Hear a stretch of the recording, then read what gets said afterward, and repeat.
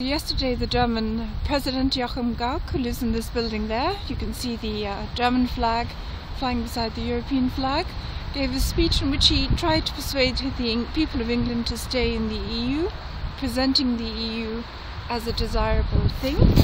It certainly isn't a desirable thing. He claimed that nobody has anything to fear from Germany. They most certainly do. At least the German Chancellor Angela Merkel was honest when she gave a speech in the topography of terror on the 30th of January, the 80th anniversary of Hitler's seizure to power. She warned that Germany could once more succumb to a dictatorship because of the economic situation. Germany is about to enter the same period of economic meltdown as it did in the 1930s because of the actions of the banks. The solution is to implement the Chicago Plan as outlined by the IMF economists Jeremy Benez and Michael Kumhoff, but there is no discussion of that here in Germany. Instead, Joachim Gauck is talking about creating an ever more powerful superstate to control the impoverished masses. The English and the British and the Irish, nobody wants to be a part of that, and most sensible Germans don't want to be a part of that either. The other Germans haven't learned simple lessons from the past. For example, they haven't learned to guard sensitive buildings like the German Parliament. As my video from Sunday showed, I was able to almost walk straight into the back of the Parliament. Remember, this is the building that was set alight in 1933.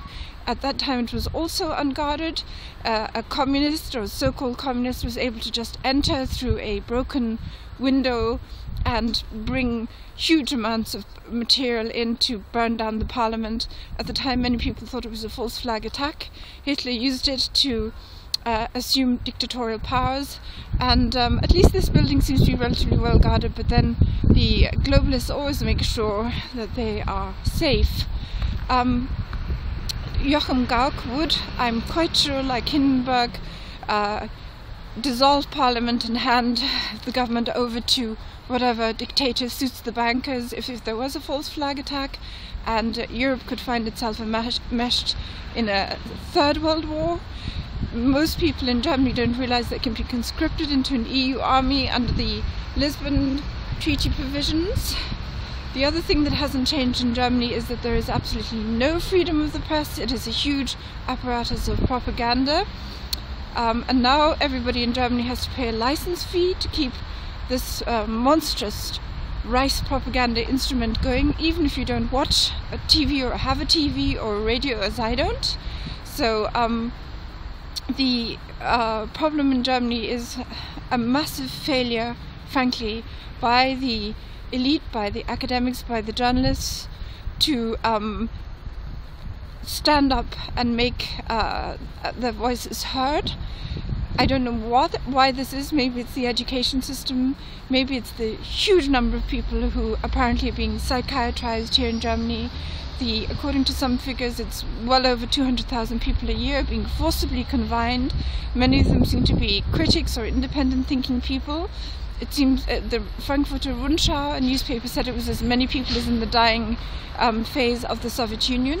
That could certainly explain why there are so few people standing up and warning of the immense dangers that Germany is in.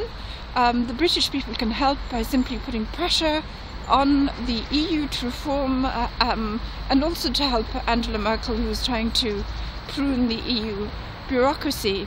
But the reality is we need urgently to switch to a new financial system, government issued money as the Chicago Plan outlines, and there's none of that in sight.